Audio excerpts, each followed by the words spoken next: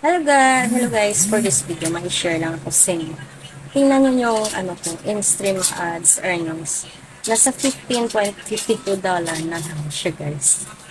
Instead po na tumaas po siya, naging po siya, bumababa, magbaback to zero po yan guys. Na-search ko po kasi sa Google na magbaback to zero yan.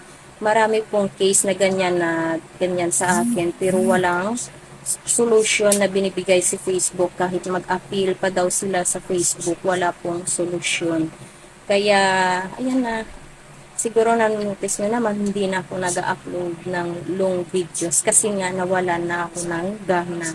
Tingnan nyo naman, yung $97 ko dati, naging 15 na lang siya. Habang pinapanood nyo po yung videos ko, pag mayroong ads na lumalabas, instead na dumagdag sa earnings, bumababa po siya. Kaya, ayan po siya.